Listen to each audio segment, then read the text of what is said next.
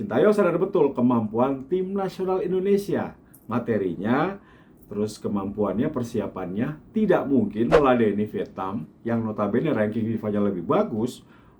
Timnya sudah berkumpul sejak 2016. Dengar apa kata teman-teman gua mengenai pertandingan Indonesia menghadapi Vietnam.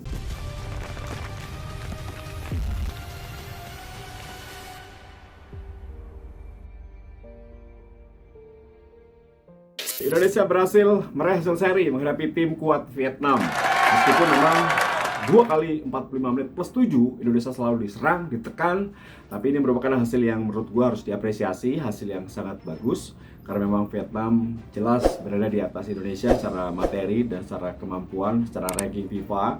Meskipun memang setelah hasil 0-0 banyak yang nyinyir, mengatakan bahwa Sintayong payah nih, nggak bisa nyerang, bertahan doang, parkir bus. Pokoknya banyak komen negatif. Tapi kalau gue pribadi melihat ini adalah sebuah kemenangan dalam arti strategi Sintayong berhasil menjinakkan Vietnam. Satu adalah kenapa dia bertahan, karena itu merupakan sebuah strategi. Kita tahu lah banyak negara-negara dunia yang bertahan tapi menang akhirnya gitu. Karena itu bagian dari strategi. Bukannya dia nggak bisa nyerang, tapi memang dia tahu kemampuan lawannya lebih bagus. Dia harus bertahan. Kedua, Sintayong sadar betul kemampuan tim nasional Indonesia, materinya, terus kemampuannya, persiapannya tidak mungkin meladeni Vietnam yang notabene ranking FIFA-nya lebih bagus. Timnya sudah berkumpul sejak 2016, berarti 5 tahun lebih. Ini berbanding terbuka nggak mungkin, makanya dia pengen bertahan. Dan hasil 0-0 menurut gue bagus.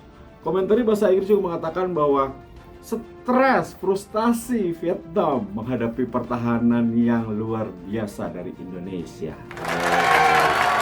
Oke, 0-0. Jadi kemungkinan untuk lolos makin besar, kemungkinan untuk menjadi juara grup masih ada.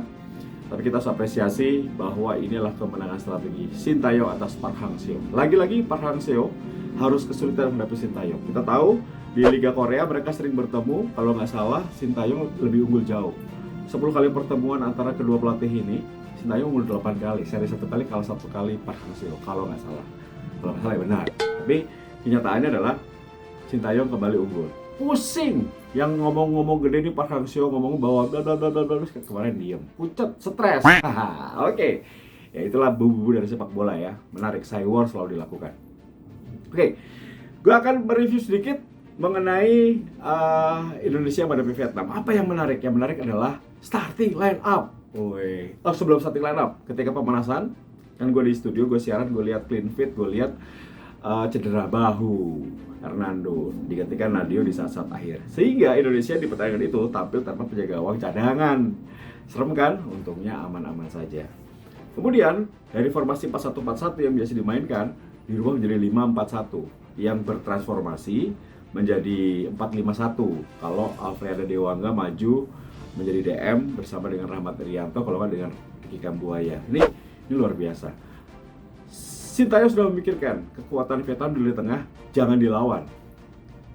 Dikasih sebuah formasi yang memang membuat mereka sulit. Tidak ada umpan ke dalam kotak penalti, tidak ada tusukan yang dilakukan oleh Tuan A, Wang Hai, ataukah Chong Puong. Jadi praktis memang kita bertahan total, tapi itu memang membuat stres. Tapi guys, bertahan itu tidak mudah loh. Gue ngobrol-ngobrol sama pelatih-pelatih, ternyata bertahan itu lebih capek karena fokus kan. Harus ke kiri bareng, ke kanan bareng, jadi harus ada iramanya itu. Dan kemarin bagus banget. Dan Alfredo Dewangga, kemudian Fahrudin Arianto, Rizky Ridho, top. Kali bentuknya top banget. Luar biasa, gue apresiasi buat seluruh penggawa tim nasional. Luar biasa, termasuk tentunya Sintayong ya, sudah membuat Indonesia bisa meraih 1 poin. Ingat guys, kita tuh di levelnya di bawah Vietnam. Terus kita pernah kalah 1-3 sama 0-4 beberapa waktu lalu. Itu jelas fix. Bulan Juni lalu kalah 0-4 kali 0-0. Itu ya buat gue emang bukan kemenangan, tapi ini kemenangan strategi. Modal bagus untuk menghadapi Malaysia.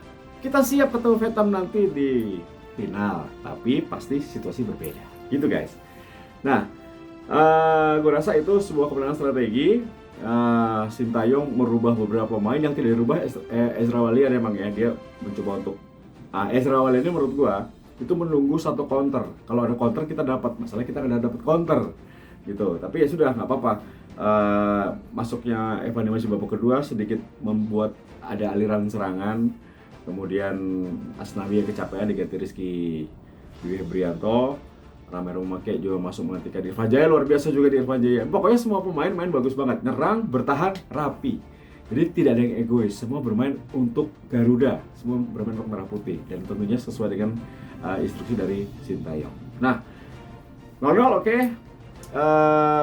Vietnam tidak bermain buruk, tapi Vietnam masuk dalam jebakan strategi Indonesia.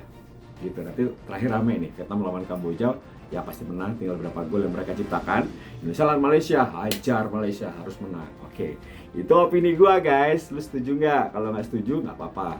Tapi itu kan memang di pemirsa Tes Plus TV ini ada yang realistis, ada yang pesimistis, gitu kan? Kalau gua realistis sedikit menuju ke optimis, gitu. Kalau kalian pesimis ya kalian lihat aja bagaimana persiapan tim nasional kita kan. Juga tidak mudah, tidak mulus ya, apalagi dengan pandemi ini alhamdulillah banget. Baik, gua akan dengar apa kata teman-teman gua mengenai pertandingan Indonesia menghadapi Vietnam. Silakan teman-teman. Ya, berbicara mengenai hasil timnas melawan Vietnam yang berakhir dengan 0-0 ini memang nampaknya membuat opini masyarakat terbelah dua. Ya, demikian juga analisa atau pandangan dari gua juga mencoba melihat ini dari dua sisi ya. Pertama, kalau kita lihat dari sisi hasil, ini hasil yang relatif positif menurut gue buat kita. Kenapa? Karena setelah di 2 laga awal kita meraih hasil kemenangan ya atas lawan-lawan yang memang sangat lemah ya, Kamboja dan Laos. Kemudian kita melawan Vietnam yang kita harus akui saat ini ada di atas kita. Kita mencuri 1 poin, ya 1 poin yang sangat berharga dan membuat pertandingan terakhir melawan Malaysia jadi cukup menentukan. Bukan berarti selesai pertandingan atau perjuangan, karena kita masih harus minimal seri lawan Malaysia kita akan lolos. Kemudian dari permainan juga kita lihat banyak yang terbelah dua opininya, tapi kalau gue melihat Sintayong sudah melakukan hal yang baik, karena pelatih yang hebat adalah bukan pelatih yang bisa menerapkan strateginya dipaksakan kepada pasukannya yang tidak punya kemampuan, tapi bagaimana memaksimalkan kemampuan yang ada dan bermain sesuai dengan kapasitas yang mereka punya. Dan kemarin apresiasi harus kita berikan kepada Fakhrudin Arianto dan lain-lain yang memang membuat dominasi Vietnam yang sangat luar biasa dimentahkan melalui blokade di pertahanan dari Indonesia, sehingga dari begitu bertubi-tubinya serangan Vietnam kita hanya mendapatkan 1 kali shot on goal. Ya, jadi kalau menurut gua ini adalah pertandingan yang it's okay, tapi kalau mungkin kita lihat sejarahnya bagaimana negara kita dulu begitu dikdaya, ini merupakan satu kemunduran karena melawan Vietnam kita harus bertahan seperti melawan tim raksasa. Itu opini dari Bung Harpa. Ciao. Hai, gue Tio Utomo dari Box to Box Podcast dan juga podcast Cerita Malam, ya pandit juga di beberapa channel televisi. Menurut gue semalam itu Indonesia lawan Vietnam hasil yang memuaskan ya, walaupun sebenarnya ya Vietnam menguasai pertandingannya parah sih. Misalnya Vietnam setelah Vietnam menjadi salah satu raksasa di Asia Tenggara, dan lawan Indonesia Vietnam benar-benar menguasai pertandingan secara keseluruhan, dan Indonesia hanya bisa bertahan dan ada momen dimana ya pemain Indonesia pun juga sepertinya kebingungan untuk melakukan counter attack. Jadi semuanya sudah berjalan sesuai plannya Sintayong, seperti ketika dia membuat Korea Selatan menang lawan Jerman ketika di Piala Dunia 2018, tapi bedanya Indonesia tidak ada Son Heung-min di menit akhir bisa mencetak gol. Tapi hasil yang sangat krusial, Indonesia top of the league, dan lawan Malaysia seharusnya Indonesia bisa bisa curi poin lah, nggak mesti 1, bisa 3 poin. Gue yakin banget Indonesia ketika melawan Malaysia. Jadi kesempatan ada di depan mata, walaupun ada intrik-intrik kan banget sebelum pertandingan ya, drama-drama itu selalu ada, tapi lawan Malaysia gue yakin banget menang. Ini bukan lagi soal pertandingan Piala AFF, tapi udah lebih ke gengsi. Kita ingat kita dipermalukan di GBK dan di Bukit Jalil di kualifikasi Piala Dunia 2022 lawan Malaysia, dan ini saatnya yang pas buat membalas dendam itu, mengalahkan itu. Young Guns dari Sintayong dikombinasikan dengan pemain-pemain senior, menurut gue ini adalah waktu yang tepat bagi Indonesia untuk mengalahkan Malaysia dan kita lolos ke babak selanjutnya Piala AFF, dan semoga insya Allah bisa jadi juara. Alhamdulillah, capek ya kalau masuk final jujur nggak juara lagi ya, tapi ya optimis harus tetap ada. Semangat Indonesia! Halo, salam olahraga. Saya Abdul Haris akan coba memberi analisa soal pertandingan Indonesia menghadapi Vietnam yang berakhir dengan skor 0-0. Ada beberapa kejutan ya. Yang paling utama adalah formasi yang diterapkan oleh Coach Sintayong. Biasanya Coach Sintayong memainkan 4 back dengan pola 4-3-3. Di pertandingan tadi Coach Sintayong memainkan 3 center back dan 2 back sayap, 5-4-1 atau bisa juga menjadi 3-4-3 kalau mereka menyerang. Dan dengan kondisi ini menumpuk banyak pemain di belakang, kemudian di tengah juga ada lebih banyak pemain, dan praktis hanya seorang Ezra Walian yang ditempatkan di depan untuk melancarkan counter attack. Dan hasilnya cukup luar biasa. Sepanjang 90 menit Vietnam agak sulit sekali untuk bisa menembus pertahanan Indonesia, dan tercatat memang Vietnam menguasai ball position nyaris 70% berbanding 30, tapi dengan strategi itu Vietnam hanya bisa melepaskan 1 kali shot on target dan 7 kali shot off target. Ini yang saya pikir menjadi sebuah hal yang cukup positif. Memang dari segi permainan kita bisa dikatakan tertekan sepanjang pertandingan, tapi paling tidak dengan skor 0-0 ini Indonesia lebih terbuka peluangnya untuk bisa lolos ke semifinal. Asalkan Indonesia bisa imbang nantinya saat menghadapi Malaysia, kita lolos ke final. Tapi jangan imbang yang kita cari, kita harus bisa mencari kemenangan, karena paling tidak dengan kemenangan, dengan performa tim yang kita punya, kedalaman skuad yang kita punya, apalagi Elkan Bagot nanti sudah bisa tampil, dan mudah-mudahan Egy Maulana Fikri juga bisa tampil saat menghadapi Malaysia. Saya yakin dengan skuad yang dimiliki Sintayong saat ini, Indonesia bisa leading, bisa menang nanti saat menghadapi Malaysia di laga penentuan hari Minggu mendatang. Demikian analisa dari saya. Salam olahraga. Indonesia lawan Vietnam semalam 0-0. Dari segi hasil gue sih ngerasa cukup puas banget sih, enggak. Mengingat Vietnam calon kuat juara AFF tahun ini, plus dua pertemuan terakhir dengan Vietnam itu kita kalah 1-3 dan 4-0 di kualifikasi Piala Dunia 2002. Jadi ngelihat semalam Sintayong memainkan 5-4-1 dengan mencadangkan Evan Dimas dan memainkan Dewangga, yang gue lihat dari awal memang ya Sintayong tahu bahwa gue tidak akan meladeni Vietnam dengan permainan terbuka. Gue akan merapikan organisasi, gue akan mungkin bertahan, bermain lebih dalam untuk meredam serangan-serangan Vietnam. Hopefully it works, dan ternyata sampai selesai pertandingan it works gitu loh. Vietnam cuma punya 1 shot on target, even mereka nguasain pertandingan hampir tidak ada peluang bersih yang dapat oleh Vietnam, tim yang digadang-gadang calon kuat juara gitu. Jadi bagi gue semalam itu adalah keberhasilan Sintayong dengan strateginya gitu.